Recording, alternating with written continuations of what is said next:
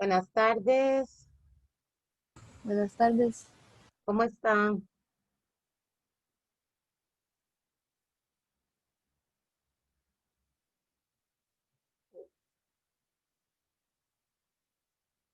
Vamos a dar unos minutitos para que se conecten los y las demás.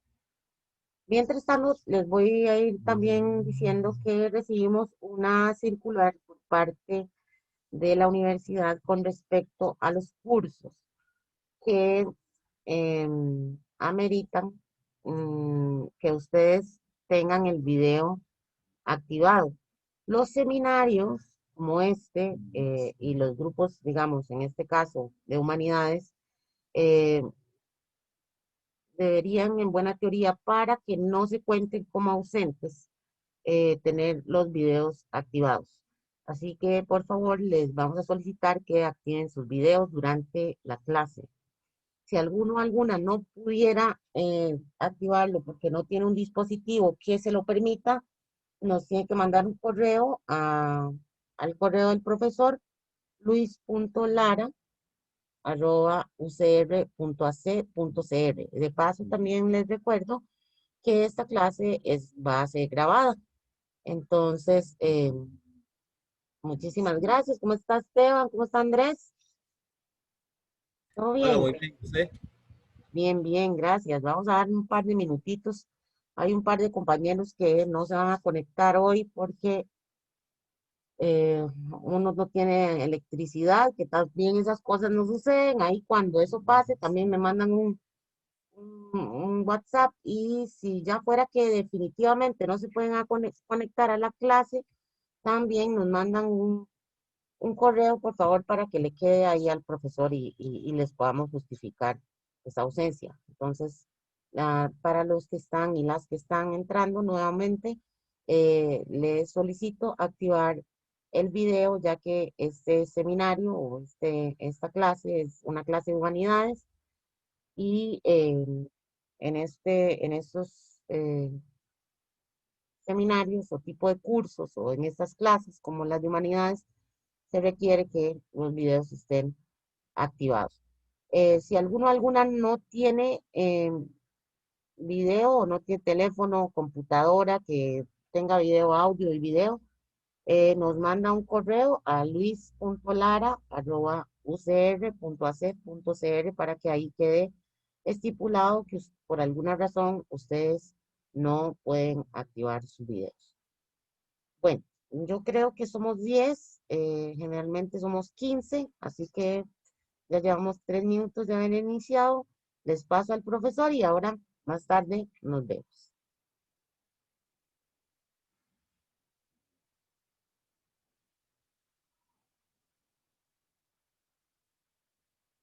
Buenas tardes, ¿cómo están? ¿Me oyen bien? Buenas tardes. Bueno, ahí algunos no pudieron presentar la fotografía, pero bueno, vamos, ahí van llegando. Primero quiero preguntarles, ahora para subrayar algunas cosas que ya les he comentado en días anteriores, a ver cómo quiero preguntarles sobre el tema que ya hace varias semanas sé que cada uno de ustedes eligió. La mayoría escogieron los temas. Yo les propuse en varios campos de la medicina actual y psiquiatría, pero los que yo creo que casi todos o todos escogieron temas de la inmunología, que pues es interesante porque como es un tema tan amplio, pueden ustedes escoger para la síntesis que queremos para la evaluación de ese 20% que se une al 80% de la evaluación en filosofía, en el caso mío, eh, sería suficiente pues, una pequeña síntesis sobre el tema que cada uno escogió. Y la mayoría escogieron temas relacionados con la inmunología los hitos fundamentales de la inmunología, algunos aspectos actuales interesantes, como por ejemplo las temibles, porque realmente son temibles, enfermedades autoinmunitarias, temibles porque hay una alteración del sistema inmunológico y entonces los anticuerpos propios no reconocen sus propias sustancias, sobre todo sus propias células, y atacan al mismo sistema. Ya hemos dicho que eso es grave y que tengo entendido que todavía la humanidad no ha encontrado una solución, una terapia adecuada para esas famosas enfermedades autoinmunitarias. Entre ellas recuerdo en este momento, por ejemplo, el lupus eritematoso. Hay uno que es maligno y otro que pues admite eh, cierto tratamiento con los medicamentos actuales, pero el maligno sí es verdaderamente problemático porque es una alteración muy severa del sistema inmunológico.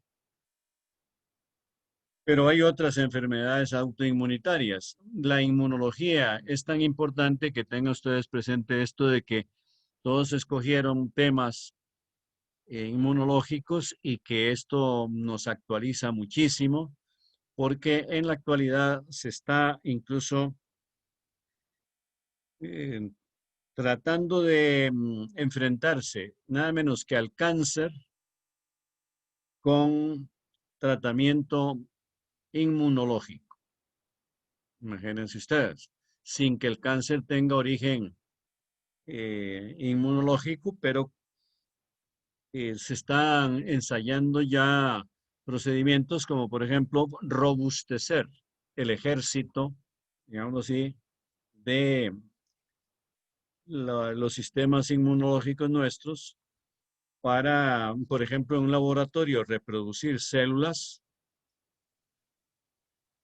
para luego inocularlas de nuevo en el organismo, multiplicarlas a nivel de laboratorio para que nuestro ejército, digámoslo así, que defiende al organismo de cualquier cuerpo extraño sea más fuerte para enfrentarse a los antígenos que puedan ingresar en él. Y desde luego que pues, el caso del cáncer, al principio, pues uno duda de que pueda la inmunología tratar una enfermedad que no tiene origen inmunológico. Y es muy posible que no lo tenga, pero el asunto está precisamente en preparar nuestro sistema inmunológico para atacar células cancerosas sin lesionar las células sanas. O sea, por ahí es algo técnicamente finísimo, ¿verdad? De actualidad y sobre todo futuro, porque todavía no se ha logrado nada definitivo. Porque esa selectividad de que nuestros misiles, digámoslo así, vayan dirigidos solo a las células cancerosas, ese reconocimiento histológico de de nuestras defensas, es sumamente problemático. O sea, qué plan piloto, ahí es donde está la dificultad, qué plan piloto están ideando para dirigir a estos anticuerpos hacia células malignas como si fueran precisamente antígenos. Y no son antígenos en sí mismos, sino células que se han lesionado. O sea, eso es futuro. Y ya hemos hablado, creo yo, y si no, en varias ocasiones lo haremos, de que las vacunas del futuro tendrán que ser, y ya se está trabajando en esto, vacunas genéticas. Quiere decir, vacunas que preparan ya, que incorporan en nuestro ADN una defensa prácticamente contra todas las enfermedades que puedan presentarse. de esto ya hemos hablado y lo que quería preguntarles, a ver si nos comunicamos, porque hay asuntos que me interesan mucho. Por ejemplo, yo creo que les mencioné el descubrimiento del francés Bordet, con B, Bordet, que fue el que descubrió lo que él llamó alexina, con X, alexina, y que luego Ehrlich, me parece que fue Ehrlich, que se escribe E-H-R-L-I-C-H,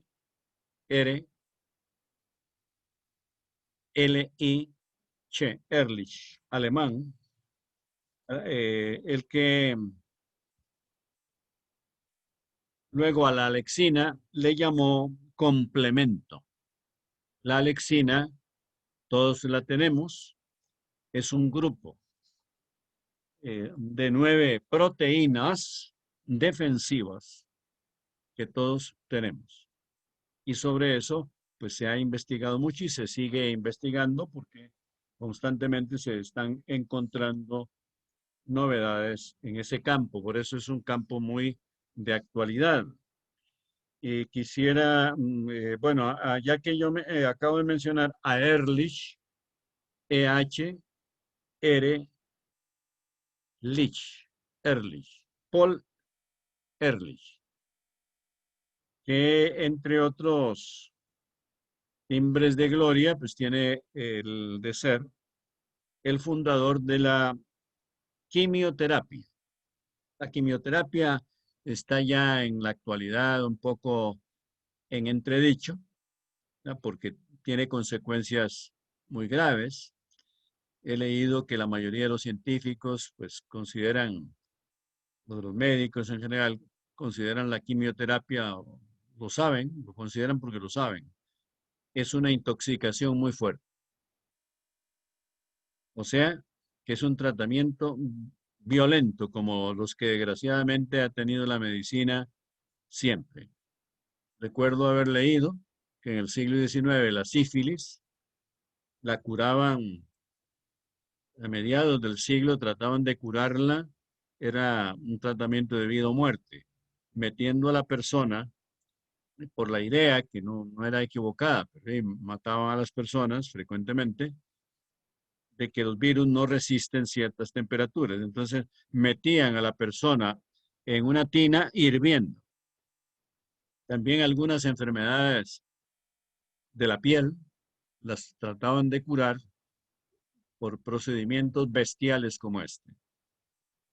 He leído en la biografía de Tchaikovsky, por ejemplo, el gran compositor ruso, el de los famosos ballets y aparte de eso sinfonías, como la Patética y otras, pero muy especialmente se inmortalizó con sus ballets, el Lago de los Indes, de los Cisnes, el Cascanueces y otros. Bueno, como a los 51 años, por una urticaria o algo así, un brote en la piel que tenía, lo metieron en una tina y bueno, es una de las dos versiones que he leído sobre la muerte de Tchaikovsky y que ahí quedó, porque era un tratamiento de vida o muerte.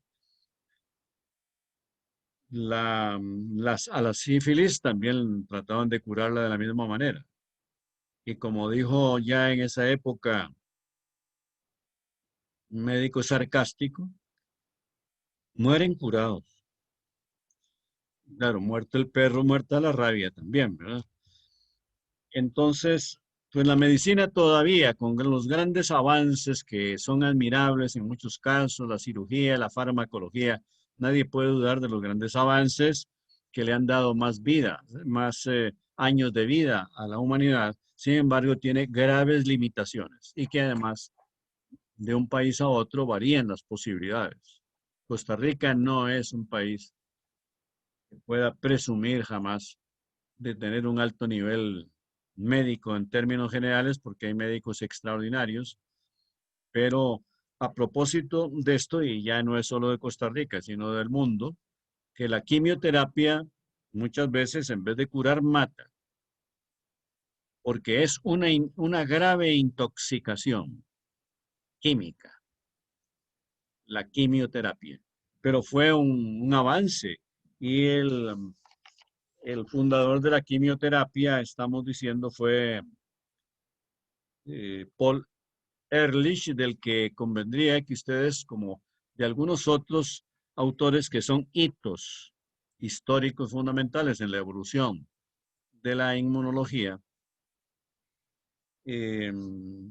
pues hagan un resumen biográfico de algunos de ellos, no una biografía completa, pero que se informen sobre algunos, todos ellos. El primero, Edward Jenner, que dijimos que es prácticamente el fundador de la inmunología occidental, sin tomar en cuenta, por supuesto, que los griegos, los romanos, antes de ellos, miles de años antes, los egipcios ya tenían algunos procedimientos inmunológicos rudimentarios, pero los tenían.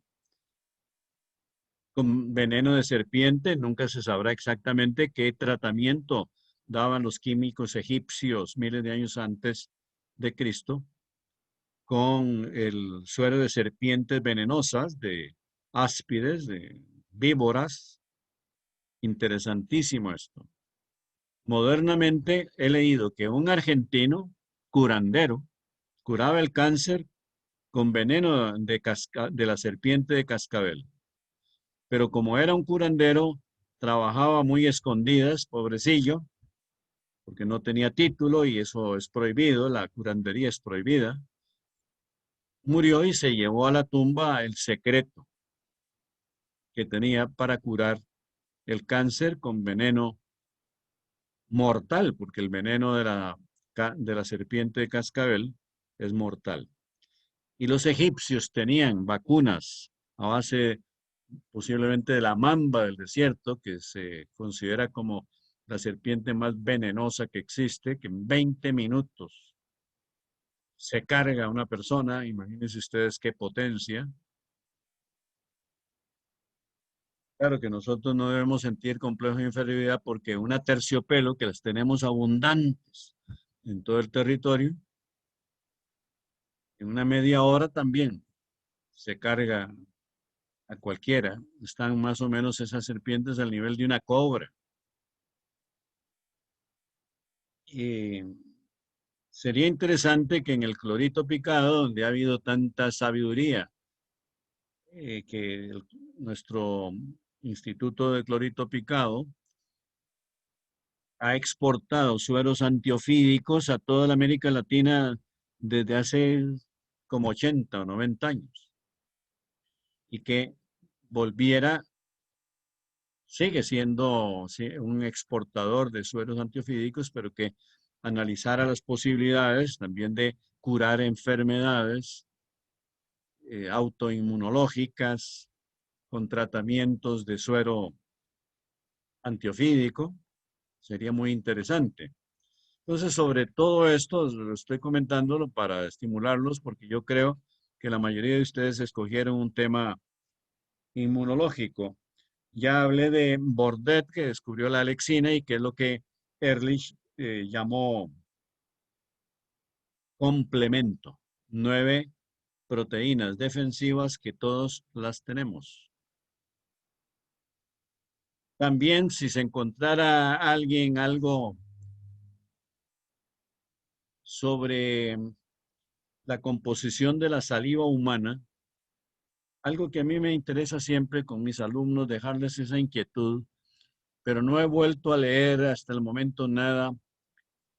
Me llamó la atención en un texto latino hace años, o sea, de hace miles de años. En ese texto menciona un fenómeno curiosísimo, y es que a una serpiente venenosa se la rocía con saliva humana y esta serpiente le agarra una reacción inmunológica mortal, porque empieza a retorcerse y a morderse ella misma hasta destruirse, hasta la muerte. Interesante, por supuesto, que así como una serpiente nos puede matar si nos muerde, que sea esto cierto de que con una gran cantidad de saliva humana echada a una serpiente venenosa, le podemos producir la muerte. Interesante es, desde el punto de vista filogenético, digámoslo así, de que nuestras glándulas salivales están en esta región del final del cuello. Ahí hay una gran cantidad de otras glándulas, las parótidas, por ejemplo, que son las que se inflaman en las paperas, y que también las serpientes en esa misma región tienen las glándulas productoras y excretoras de veneno. Quiere decir que nuestra saliva es sumamente defensiva. Yo he leído que sí, que tiene poderes antiinfecciosos e inmunológicos. Entonces, si alguno o alguna de ustedes pudiera encontrar alguna cosa que se esté estudiando en la saliva, porque yo diría que ese es un tema científico de primera categoría, estudiar la saliva humana hasta una profundidad que hasta el momento no se ha hecho. Por ejemplo, ¿qué piensa Andrés Díaz de esto? Que lo veo que se mueve y que por tanto me está oyendo, supongo. ¿Qué pensás de esto, Andrés Díaz? Sobre esto que ya te digo que lo leí, les digo a todos, hace años en un texto en latín que se refiere a ese fenómeno de que la saliva humana puede producirle una reacción de autodevoración de una serpiente a una serpiente venenosa y que termina destruyéndose a sí mismo, o sea, matándose a mordiscos. Pero algo como eso no estaría ya confirmado, o sea, quiere decir, no está confirmado, sí. Es ese uno de las dudas que yo tengo, Andrés, de que yo lo leí en un texto latino, pero no he leído nada sobre eso, de que hayan observado que eso, es que es muy raro que este fenómeno se mencione en ese texto, solo en ese texto me lo he encontrado yo. Sí, de hecho, algo como eso me parecería que sería algo importante y fácil de encontrar en Google. De hecho, justamente lo que estaba haciendo hace un rato era buscarlo en Google, así como para ver si parecía así, pero no parece que hubiese nada. Entonces, quién sabe. Sí, bueno, ahora pues, la Biblioteca Universal es Internet, ¿verdad? Y Google y todos esos Habría son. que hacer una investigación más profunda, pero Sí, pero que, bueno, que no aparezca ahí todavía. Pero sí es sospechoso esto de que no, nunca he leído nada sobre eso. Me encontré el texto latino y no creo que sea una mentira. Bueno, mentiras ha habido desde que el hombre existe, ¿verdad? Pero una mentira rara, un experimento que tal vez hizo alguien o que lo vio el escritor en alguna ocasión. Pero ¿por qué no se volvió a hablar de eso ni nunca he sabido yo que el fenómeno esté comprobado? Pero interesantísimo, de que la saliva humana, que es muy defensiva, porque se sabe que pues en la boca puede haber infecciones, pero nuestra saliva es fuertemente defensiva.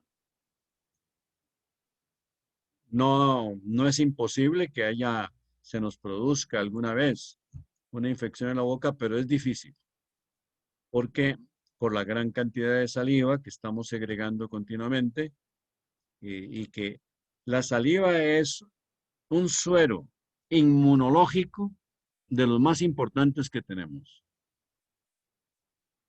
Entonces, por eso les sugiero que si alguien se encontrara en su investigación, no sé el tema tuyo, cuál es específico, cuál es.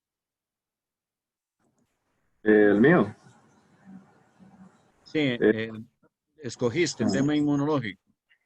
no, escogí las interfaces cerebro-máquina. Ah, ya, sí, tecnología, sí, porque creo que has estudiado sobre eso. Sí, bueno, para la investigación más que todo, he estado. viendo una que otra cosa. Ujú.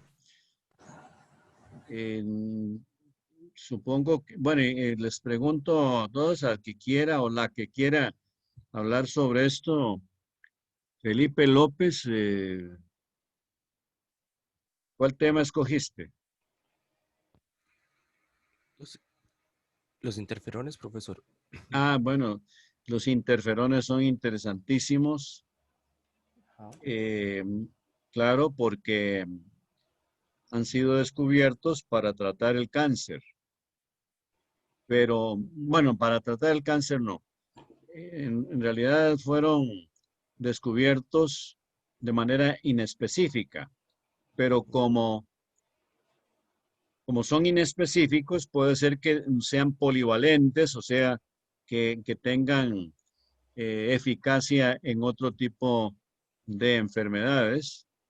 Y esto de interferón, pues hay que estudiarlo, a ver exactamente qué es lo que significa interferón, porque da la idea de una perturbación genética en lo que se quiere combatir y que desde luego es un campo pues bastante actual y de mucho futuro, este de los interferones. No sé si quieres comentar algo, si es que hasta el momento has recabado alguna información sobre los interferones o por qué lo escogiste, que es, ya te digo, es de lo más interesante y más de actualidad que hay.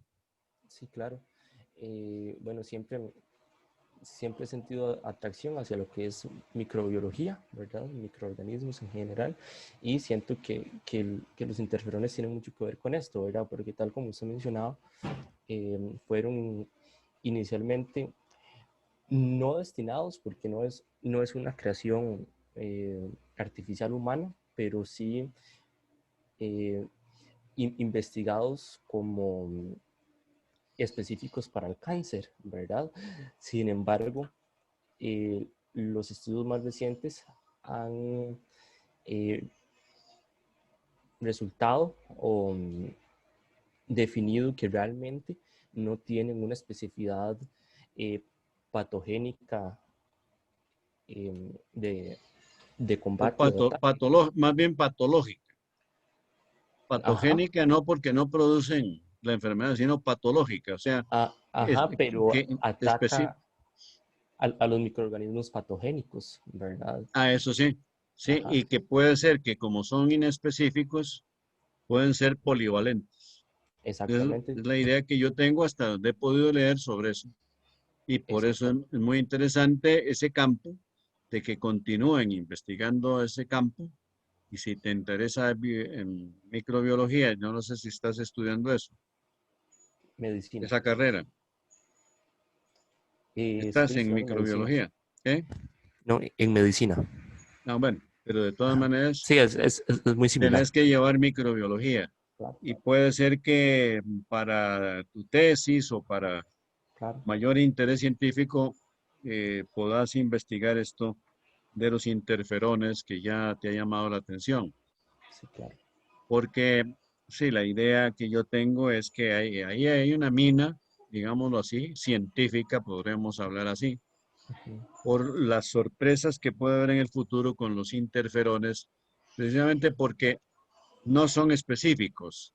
Claro que al no ser específicos, alguien podría decir, bueno, y si son inespecíficos no sirven para nada, porque, pero eso no es así, porque más bien pueden tener un valor polivalente desde el punto de vista inmunológico. Ujú. Sí, Eh, y son tan importantes que incluso han sido la base de eh, las vacunas y los tratamientos contra el SARS-CoV-2, ¿verdad? Actualmente. ¿De Entonces, las vacunas qué? de las vacunas y los tratamientos contra el COVID-19, Ah, ya. ¿verdad?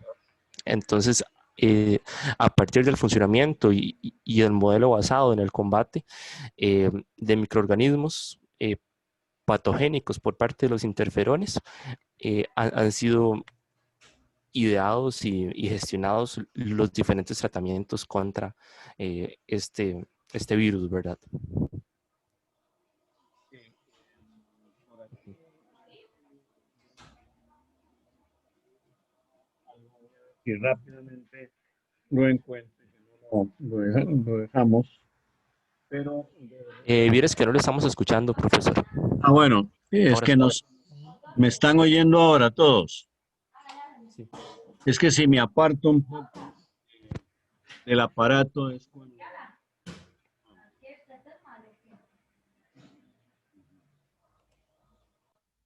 Hola, chicos. Hola, hola. Hola. ¿Ya? Ah, ok.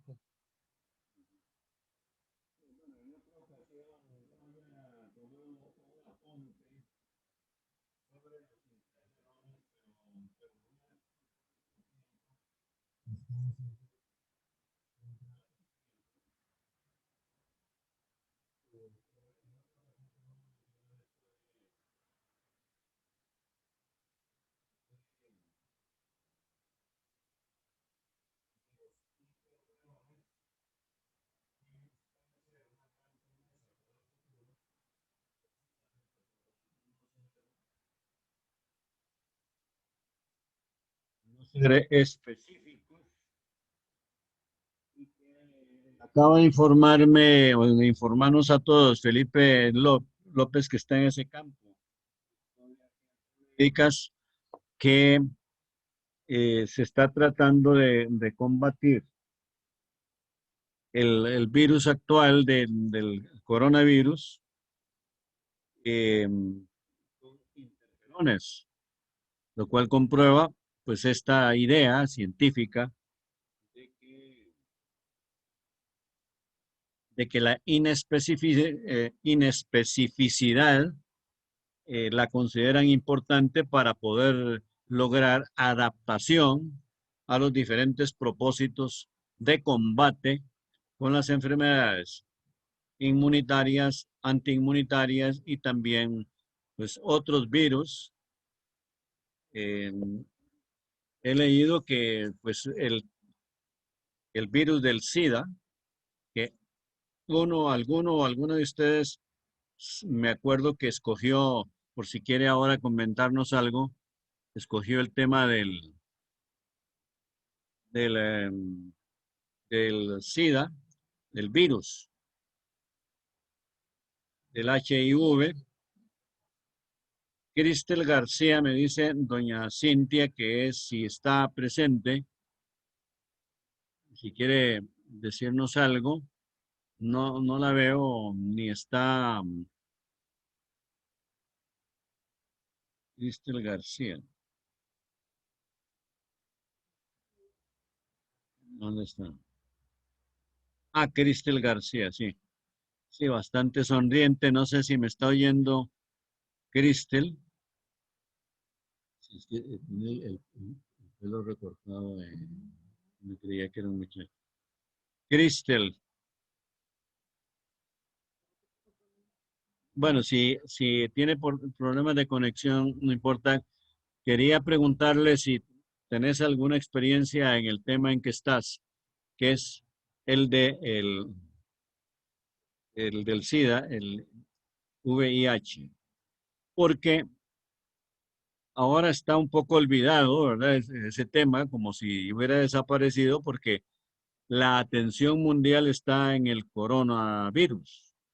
Pero, pues hay científicos que son muy optimistas y dicen que, de paso, si se logra un avance inmunológico con vacunas permanentes, aunque sean reiterativas en ciertos periodos, para el coronavirus, que también podrían servir, porque como tienen que ser genéticas, podrían servir también para el virus del SIDA. Uh-huh. Sí, ya la asistenta, doña Cintia, me acaba de informar que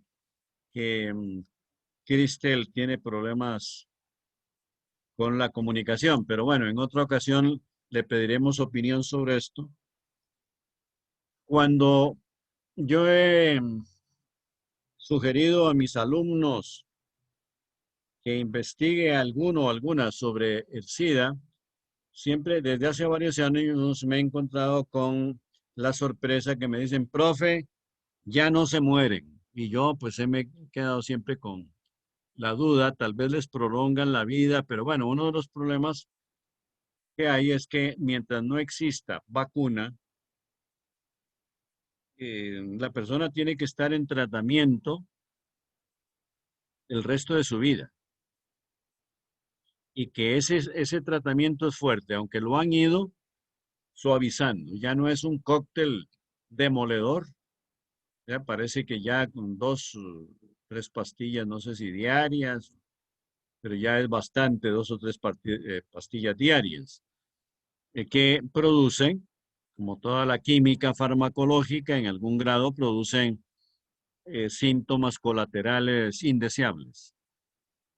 Y desde luego, pero si les prolongan la vida y si en realidad no se mueren, mientras mantengan el tratamiento, ya es un gran paso de la humanidad, porque es una enfermedad que tiene amenazada a toda la humanidad debido a que una enfermedad que se transmite por la relación sexual fácilmente penetra a toda la humanidad porque no podemos vivir sin esa actividad que es la segunda actividad instintiva que tenemos. Y la lucha sigue en adelante. Quisiera saber si alguno o alguna de las que tengo aquí en pantalla quisiera comentar algo sobre algunos datos, alguna cosa que se hayan encontrado en la investigación. Valentina Fonseca, si puede comentarnos algo, no le tiene dificultad en este momento de comunicarnos alguna cosa sobre el tema. Bueno, en primer lugar, ¿cuál tema específico escogió? Eh, bueno, yo escogí las enfermedades autoinmunes porque mi mamá tiene lupus, entonces quise escoger ese tema como para aprender más sobre la enfermedad y eso. Ujú. Entonces, bueno, sí busqué como más que todo algunas generalidades, que es que las enfermedades autoinmunes son hereditarias y que son más comunes en las mujeres y así, y que son muy difíciles de diagnosticar. Y de combatir, ¿verdad? De hacerle frente con los tratamientos farmacológicos actuales, precisamente porque arrancan de una reacción que está inscrita en las condiciones genéticas, en el ADN, y que a eso se debe que sean autoinmunitarias. Y como es un trastorno en que los anticuerpos que produce la persona atacan a, a sustancias y células propias como si fueran antígenos, o sea que no los reconocen como propios, sino como enemigos. eh, Ahí está precisamente la tremenda dificultad que hay. Pero a propósito del lupus, que dice usted que su mamá tiene, hay, he leído que hay 2 tipos de lupus, uno que es relativamente benigno y otro que es bastante serio, y los dos se denominan así y que derivan también de la condición genética o por lo menos una predisposición de la persona para padecer la enfermedad, porque siempre hay que contar, tanto en psiquiatría como en las enfermedades orgánicas, hay que contar con una predisposición natural de la persona para padecerlas.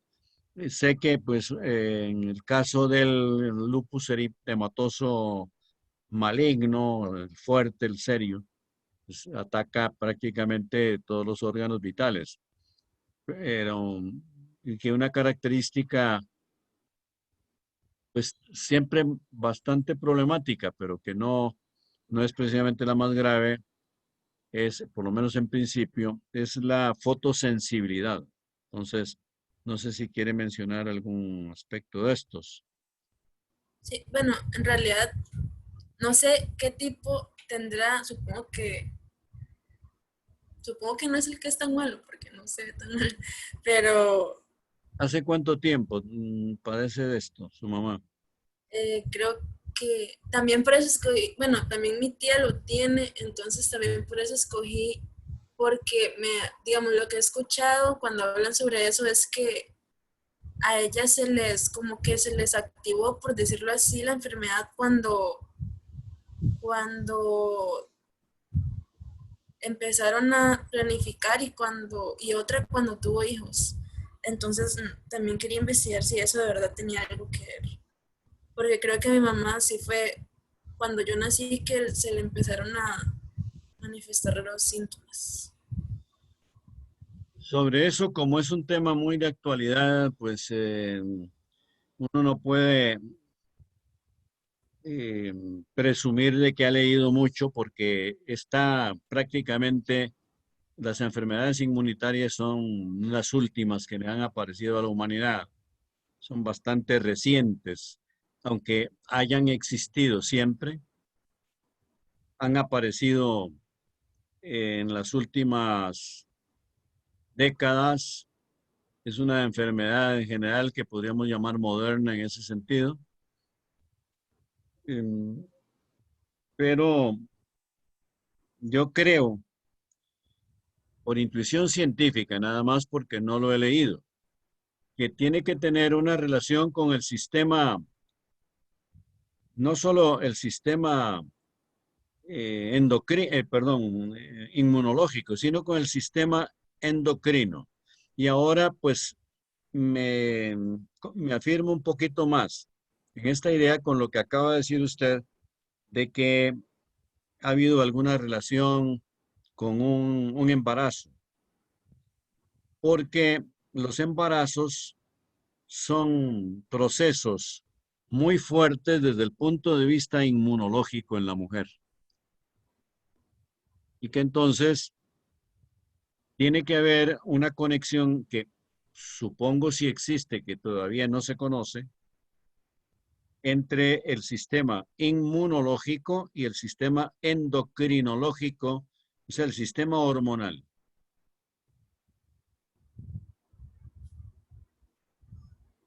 Y entonces, pues eso es interesante averiguarlo, pero no lo digo para que usted lo investigue porque tampoco en esta hora guía vamos a complicarle la vida a nadie con, con investigaciones demasiado extensas o complicadas o que tienen poca información, porque como son tan de actualidad, pues lo que ustedes pueden encontrar en alguna entrevista con alguien que esté actualizado en eso, algún médico especialista o en una revista, en el periódico, en, por supuesto, la Biblioteca Universal, que es Internet, Google o lo que sea, pues a veces para un trabajito modesto como el que nosotros necesitamos, esa información puede ser suficiente, pero como inquietud científica ahí también dejo esto de las conexiones posibles entre lo endocrinológico y lo inmunológico. O sea, la conexión para bien y para mal, según las armonías que puedan producirse entre nuestro sistema defensivo y nuestro sistema vital de las hormonas que pues asisten a todas nuestras funciones orgánicas. No sé si Valentina quiere comentar algo.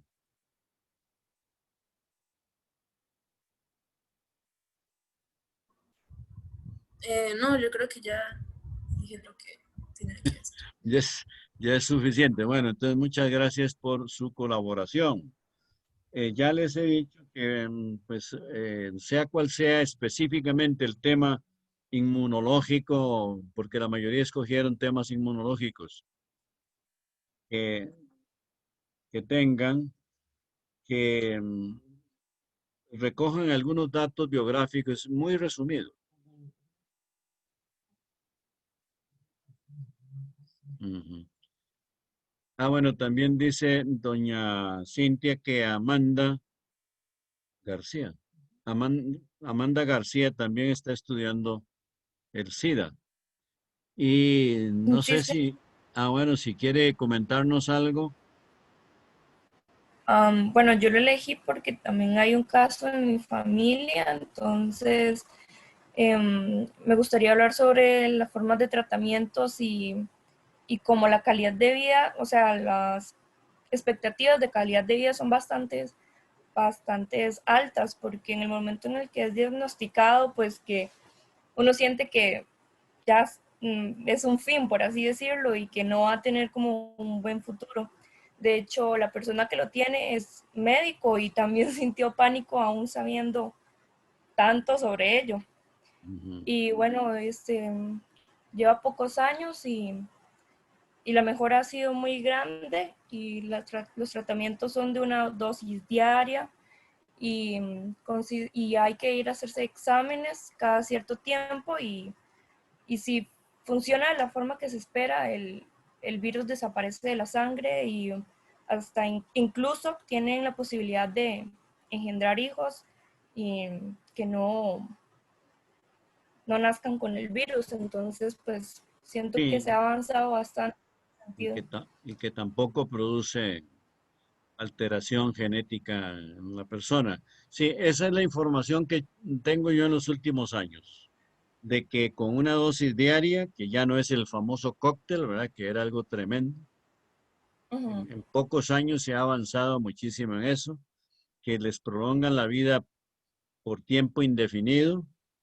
y que llegarán, si están programados para vivir larga vida, pueden llegar a lograrlo y que pues lo único es que por ahora, pero yo creo que todo esto, como acaba usted de explicar, que ha habido una gran mejora en los pocos años, eso quiere decir que el virus en esas personas desaparecerá. Y es lo que a mí me han informado los estudiantes que han estudiado eso, de que ya no es una enfermedad mortal, solo que todavía pues, la persona tiene que, hasta la desaparición total, que puede tardar más o menos, tiene que estar en ese tratamiento. Pero como el tratamiento a su vez ya no es demoledor, ya Sí, no produce síntomas, algún síntoma colateral tiene que producir porque todo fármaco lo produce porque todo fármaco deja en el organismo un residuo tóxico, o sea sí. que los riñones y todos los sistemas excretorios del organismo no lo eliminan totalmente, entonces hay un residuo ahí que poco a poco se va eliminando, pero que como el tratamiento es crónico, entonces siempre hay un cierto nivel residual del medicamento. Pero ya todo esto ha sido rebajado al mínimo. Y entonces sí, ya hay una gran esperanza de que lo que se logre con el virus, este último, va a servir para, contra el cáncer y también para el virus del SIDA, que pues es lo que ha tenido a la humanidad sumamente preocupada. En cuanto a, todavía tenemos bastante tiempo para recordarles No se escucha, profe. bueno, hemos mencionado que todos pueden eh, recabar algunos datos biográficos sobre, no sé si ya les mencioné a Metchnikov, un ruso, Eli, que se escribe Elie, Metchnikov,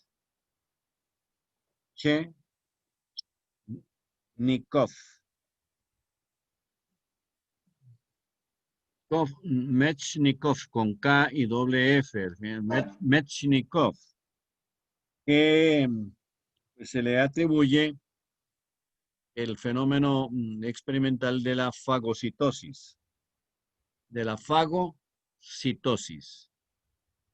y que sobre todo pues ha sido importante ese descubrimiento porque en torno a esto está la existencia de, de los fagocitos, que son células o bacterias que pueden ingerir virus, o sea, que se introducen en el ADN de los virus y los destruyen. Por tanto, la fagocitosis es sumamente importante, pero yo creo que es, bueno, también se le atribuye la teoría inmunológica celular, que pues se enfrentó en cierta manera, pues se volvió rival de la teoría de Pasteur, que era fundamentalmente pues, a base de sueros biotecnológicos, no mediante la inoculación o la introducción celular, sino sueros inmunológicos, y es por donde actualmente discurre la inmunología. De Behring, que ya dije cómo se escribe, B-H-R-I-N-G, Behring, Emil von Behring, que fue el descubridor de las antitoxinas.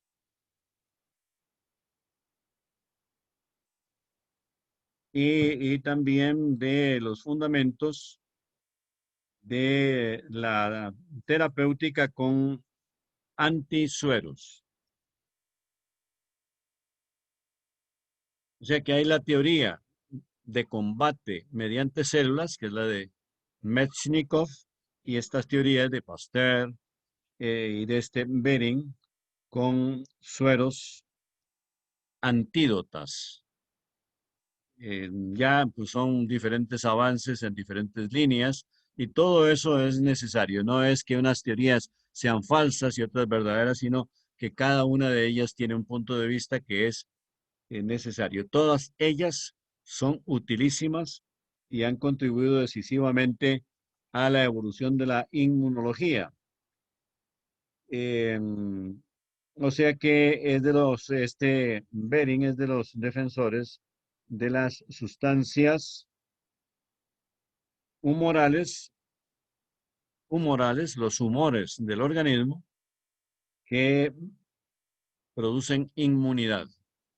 Por ahí, eso sí tengo que decirlo, que por este camino de las sustancias, los sueros naturales, es por donde discurrirá, y la genética discurrirá el futuro de la inmunología, sin que pues seamos desagradecidos con las otras teorías que han hecho avanzar la inmunología, como la teoría celular de Metchnikoff. En cuanto a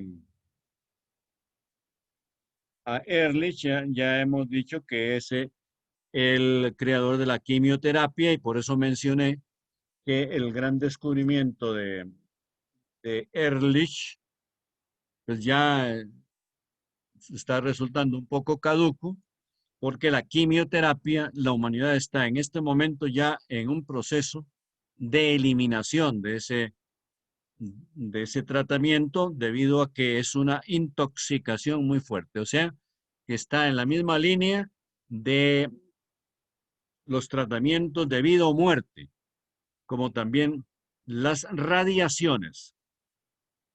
La radiación, hay gente que se ha mantenido viva durante años combatiendo el cáncer a base de radiaciones y le ha ido bien. Pero en una gran cantidad de casos puede decirse que es de vida o muerte, o se muere o se salva, pero la medicina no puede continuar así como ha sido siempre desde el siglo XIX, en que yo les mencioné el caso de que la sífilis y enfermedades incluso de la piel, pues trataban de curarlas, y en algunos casos se curaban, pero la mayoría se morían. metiendo a la gente en una tina hirviendo, porque desde luego a altísimas temperaturas se morían los virus. Y por eso mencioné pues, la ironía macabra del médico que dijo, bueno, ellos mueren curados. Como diciendo, nadie puede negar que los hemos curado, que se murieron, sí, pero eso es cosa de Dios. La medicina y echando la culpa a Dios, ¿verdad? Por supuesto que son grandes avances porque también recuerdo haber leído que en el siglo XIX había un producto químico, el Salvarsan, que era un veneno, pero que con eso, si lograban sobrevivir a los sifilíticos, los mantenían más o menos sin que la sífilis llegara al último estadio de su evolución con localización en los centros cerebrales. La persona termina psicótica y con una destrucción del sistema inmunológico muy similar a lo que produce el SIDA o producía el SIDA cuando no tenía tratamiento adecuado. Ya ahora estamos en una época afortunadísima porque es muy difícil que alguien no se haya sometido a los tratamientos, que un sidático muera convertido en un saco de pus, porque era lo que ocurría con lo que se llamaba el sarcoma de Kaposi, en que como si fuera lepra o como la sífilis antes de los tratamientos, la sífilis hace muchísimos años, se cura con una inyección, una sola inyección, pero era una enfermedad apocalíptica, diabólica, infernal, en que la persona terminaba completamente loca y podrida, convertida en un saco de pus. Todavía en nuestra época, una muchacha hace bastantes años, tal vez unos 15 o 20 años, me dijo que ella hizo el TS, el trabajo universitario, el TCU en el Hospital México y le tocó ver a un muchacho como de 21 años con SIDA, aislado en una vitrina y que le emanaba pus por las narices y por los oídos. Ya con eso, y vean ustedes que en 15 o 20 años, ya esas cosas no ocurren en Costa Rica, que es un país subdesarrollado, pues en el mundo, por supuesto, las cosas van mucho mejor. En cuanto a Ehrlich, pues algún otro dato que es que orientó sus investigaciones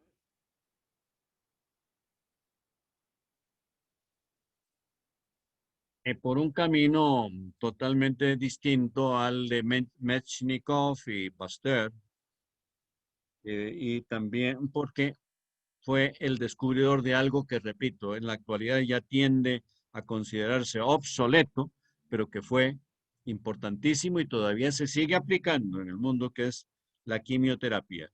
Las radiaciones se consideran como uno de los procedimientos más avanzados, pero producen estragos en el organismo. Y además depende del tejido, de la región donde falló el tejido, que son inaplicables, porque producen hinchazón. Y conozco el caso de una persona que prácticamente la mataron con radiaciones porque tenía una afección del esófago. Y fueron tan imbéciles que le aplicaron radiaciones al esófago, el tubo por donde bajan los alimentos. Ni en una rodilla que le pueden aplicar una radiación y se hinche, ¿qué importa que se hinche? Bueno, también lo pueden dejar con la pierna tiesa, pero no se muere. Y es que esa persona se le produjo una hinchazón en, en el esófago, ¿no? En el tubo digestivo, y ya después no podía tragar ni el agua. Y entonces lo operaron prácticamente para que se muriera. ¿Cómo es posible que los médicos no razonen que es una región donde no puede aplicarse la radiación? Porque se produce hinchazón. Y entonces, pues es taponar definitivamente y luego sacar el esófago para poner una manguera, cosas de esas, mejor le dieran 7 tiros al paciente y sería más digno y más caballeroso. No sé si Valentina, que siempre la veo ahí, Fonseca, eh, quisiera ya para despedirnos comentar algo sobre esto de las radiaciones, que ya les digo, un tema moderno de aplicación y fatal, y que todavía se usa. O sea, una persona que aparece con cáncer tienden a meterle radiaciones. ¿Qué piensa usted? Sí, bueno, esto yo lo vi de primera mano porque mi abuelo hace poco tuvo cáncer de próstata. Entonces le hicieron todo eso, ¿verdad?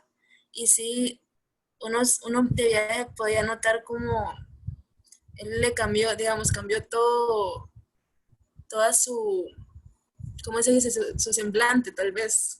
Y la piel, posiblemente. Sí, y bajó mucho de peso y todo eso. Entonces sí, es como algo muy... Y el tratamiento que le dan para curarlo también le hace daño, ¿verdad? Que es algo muy irónico. Pero sí. Sí, o sea que usted también piensa que esa, aunque es un tratamiento que todavía no tiene sustituto, es el problema que tiene. O sea, en cualquier clínica del mundo, bueno, no sé en Estados Unidos, en esos lugares, Inglaterra, si tienen algún otro tratamiento, pero hasta el momento ha sido el tratamiento de elección, o sea que no hay otro, pero que yo lo pongo como ejemplo de tratamiento de vida o muerte, como estos del siglo XIX, contra la sífilis y contra eh, otras enfermedades, en donde prácticamente es cierto, aunque macabro, eh, el comentario del médico que dijo que ellos mueren curados. O sea que la medicina, si es curativa, si el propósito de la medicina es curar, terminan su vida curados. Yo creo que ahí está Amanda García. Si quisiera ya para que nos despidamos, eh, creo que la tenemos anotada ahí como investigadora del SIDA. Sí, pues ya usted acá, ya nos comentó, ya, sí, ¿eh? Sí, sí, que por un familiar que ella tiene, pues se saben algunas cosas y creo que, bueno, le comenté entonces que afortunadamente para las personas que han contraído ese virus del SIDA, que pues viven por tiempo indefinido, que es, yo creo que usted fue la que mencionó porque hubo otra persona, de que es una dosis diaria, que no es un cóctel terrible, ¿verdad? Una cantidad, porque creo que al principio eran como 30 pastillas diarias, eso intoxica a cualquiera, y que entonces, pues ya podríamos decir que la humanidad no debe estar aterrorizada por, por ese virus, y ahora pues lo que se está combatiendo es el actual virus, que además, pues como toda experiencia radical para la humanidad, va a suponer un paso gigantesco para combatir otros frentes, en otros frentes trágicos como es todavía el problema del cáncer, y que esta rama del saber que ustedes escogieron, la inmunología, va prácticamente a acaparar el futuro de las ciencias médicas, porque todas las vacunas del futuro, y las va a haber hasta para el cáncer, porque ya se están ensayando vacunas contra el cáncer, como si fuera una enfermedad infecciosa, fortaleciendo nuestro sistema inmunológico para eliminar rápidamente las células cancerosas, sin atacar las células sanas, que es precisamente el problema de las enfermedades autoinmunológicas. Y es que desde el punto de vista científico, y ya no tengo tiempo hoy de explicarles por qué, aunque el cáncer no es de origen autoinmunológico, desde el punto de vista histológico podemos decir que internamente el cáncer sí es una enfermedad autoinmunológica, porque, pero ya por razones diferentes, porque es un recurso natural del tejido de las células malignas. Yo creo que por una deficiencia del metabolismo de los hidratos de carbono, recurren, y esto es lo autoinmunitario, lo autógeno, recurren a la reserva biológica máxima, que es el núcleo, o sea, el ADN, que es como un ovillo donde está la mayor reserva biológica que tiene cualquier tejido. Por tanto, recurre la naturaleza para defenderse de la deficiencia dinámica que tiene, empieza a proliferar, y es cuando produce la muerte del organismo donde se encuentra. Entonces, más o menos esto es lo que nos hace pensar científica y filosóficamente que el cáncer en sí mismo debe considerarse como una enfermedad autoinmunitaria por razones histológicas. O sea, la histología es la rama de las ciencias biológicas que estudia sistemáticamente las células, los tejidos y, por supuesto, también los órganos, pero fundamentalmente las células como el fundamento de todos los tejidos, y los tejidos como fundamento de todos los órganos. Y entonces me despido para que doña Cintia revise un momentito rápido lo de las listas. Hasta luego. Hasta luego, profe, gracias. Bueno.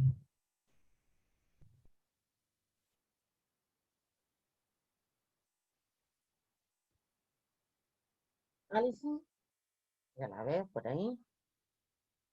Amanda García, también estaba Amanda. Ana Laura. Ajá. Andrés Díaz. Ajá. Andrés. Andrei Campos. Ahí los veo. Presente, profe. Ajá. Christopher. Christopher también. Emanuel. Presente. Ajá. Esteban Corrales. También está Esteban. Ajá. Felipe. Yo creo que a mí me nombró con está Felipe. Ah, sí. Ahí está Felipe. José Gabriel Palacios. No lo veo, José. Ah, José se desconectó, que no, como que no le funcionaba la. ¿Viste? No, ¿verdad? No estaba. Roberto González. Tampoco. Presente. Ah, sí. Stephanie Marenco, también Stephanie no pudo venir. Tania. Ajá. Tania y Valentina, que también participó.